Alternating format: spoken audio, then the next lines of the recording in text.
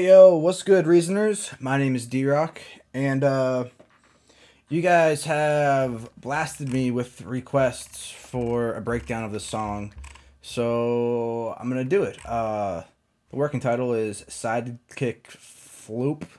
The release title is Put Your Hands Up, the VIP mix.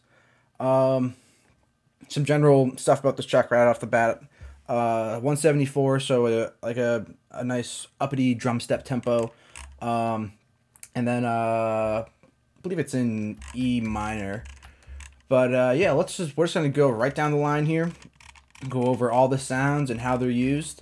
We'll start with drums. I'm not gonna spend too much time on drums because I've already done tutorials on it. I've actually done tutorials on the majority of the sounds I've used in here, especially the bass sounds. I think there might be one sound that I haven't done one on, and I've also never used it in another song. But all right, let's go drums. As always, have them routed out to their own channels here. Quick little highlights from the drums. Punchy kick, stack snare, so the body and then some sizzle on top. A little reverse kick drum. That's gate controlled for how long you actually hold it down. That way it'll end right when the next kick starts in. And recently I've been using it as an actual, I'll be doing the reverse kicks as actual audio tracks instead. A little build snare. I don't even know if I used that clap in here, but it's in there. A little offbeat cymbal thing, to get that little, to do that thing. Some toms. Toms pan around a little bit.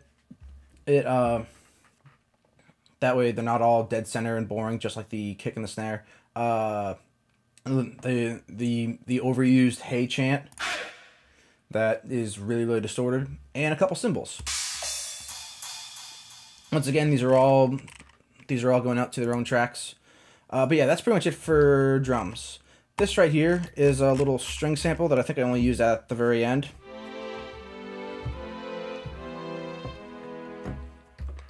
So we won't spend too much time on that. It's just a sample.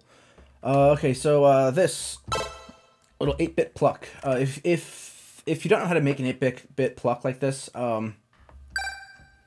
it's pretty easy. The main thing to give it that really Nintendo-y sound is a LFO on square, and then route it to the balance between two square waves that are an octave apart. So it's just jumping back and forth. I have this one slightly more towards one. That way you're always getting that one tone the whole time. Basic processing on it. So yeah, there's that. Next, some pads. I've shown you how to make this pad. Square pad that's just kind of hitting the main chords. Then doubled it with a really bright pad for some extra air and some extra sizzle. Next is I believe this is a plucky bass. So yeah, this sound is really filling up a lot of that low mids that originally was lacking during like the intro of the track.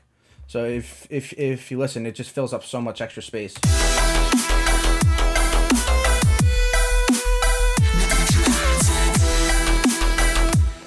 See what I'm getting at there? But yeah, I think it's an FM sound. That's just a really quick envelope. And mega high pass, because we do not want that mega high pass, because we filled that in with a sub bass later on. All right, next is a lead sound. This lead sound, I think it's mostly square. Yep, square and sawtooth wave. The only interesting thing that I'll say about really this one is that I have it so that the longer the note's held down, an LFO vibrato comes in. It just keeps it a bit more interesting. It doesn't, just so it doesn't, so it doesn't get boring and static. The next one down is another 8-bit.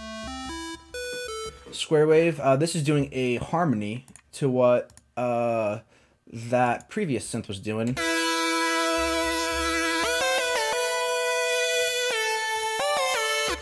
And actually, a little trick that I always do whenever I want to make some sort of harmonized lead.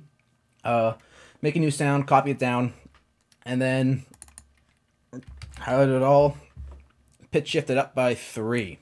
You'll have to go through and tweak around some of the notes, but generally that kind of works. So that's what so there's a little trick for you on that. Next is this kind of ambient pad. I call it Seagull pad. I made this one originally for this track. I think this is actually where the track started, was with making this pad. Just, a real lush pad. I call it the Seagull pad because I've got this LFO going to the pitch here. And if I play it really, really quickly, it almost reminds you of a seagull cawing. That little thing going on there at the end, a little up and down with that. But yeah, these are just duplicate or just doubling what the what these pads are doing. But this one hangs out a lot longer to give it a little bit more spaciness. Next is this Kong, which is basically just doing a hi-hat shuffle groove.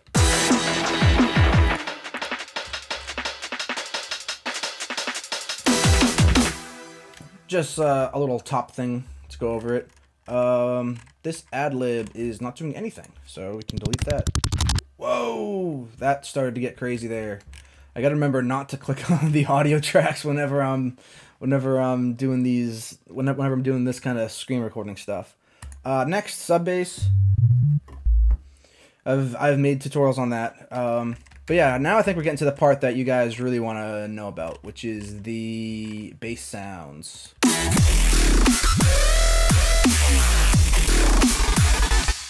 So this one, I don't think it's actually doing anything. This is just chilling out there. I must have used it for some other piece during the writing process, so we'll skip that, but that's just a basic growl. This one is I've never used this one in any other song. The main idea of it is this shape LFO at that little scoop going backwards to the synced ramped wavetable position. So it's kind of making that down that kind of down scoop, and then I have that LFO also going to the volume of the oscillators, or I guess oscillator 1-2 level, if you want to be really technical about it, and that's so that it slightly fades out. Some pretty normal processing. If you've watched my other videos, this is kind of what I always do: scream on tape, chop some low mids, chop some lows, compress a little bit of unison, more tape, and then a comb filter just to give it a funkier sound. I think anything else. I don't even know what these are doing here. Let's see here. I think these are all within the Thor. Yeah. So we got overall level of it. I can change the position over time with this to give it a slightly different timbre.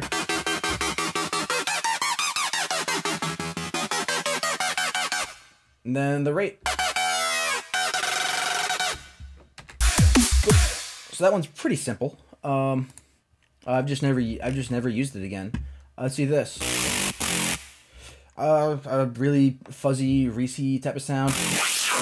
Automate the high pass filter a fair amount. I don't think I'd even touch that in the track at all. Next. The next is is that screech sound. There's a tutorial on that. I might link all these down beneath. That way you know where to find them. This one is a patch that I made and released, actually. The Zomboy Skrillex Resident Growl patch. This is the oscillator one sound. That's a real like gritty, kind of gnarly type of sound. And then this bass is kind of a take on the snail style bass creation tutorial that I did, where I just kind of went through and made a made a snail style bass. But yeah, if you didn't see that one, it's a kick drum that's just looping really quickly. Like actually, if I go down a few octaves, you can hear that's all it is. But then once it's going fast enough, it actually oscillates and creates more of a tone. Let's see here. Next would be the sample. This is the sample from the original version of this track.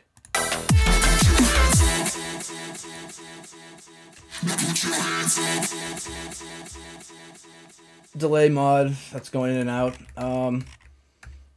And this is a direct take from the pre-drop vocal, where you have a vocoder and a main vocal going on to create a really nice gritty sound. And also threw a Neptune on here to create, so that way I could do some fun pitch bending stuff.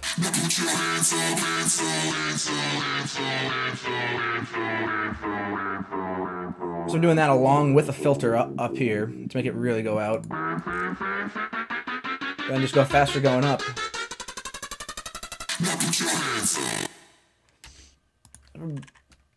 Let's see, next is this little one that I recorded for it. This little now bounce with it sound, which is that same exact process of that one, except I didn't export it out and then re-enter it back in. But yeah, it's just a vocal processed with a Neptune to be locked to the pitch, and then vocoding from a Thor to make that happen. And then last but not least, just a little bit of white noise. So yeah, that's the whole track. I think the only other thing that I want to mention would be this part right here, where I stacked that sound as well as that resonant growl. I know, because I thought it just kind of stacked nicely.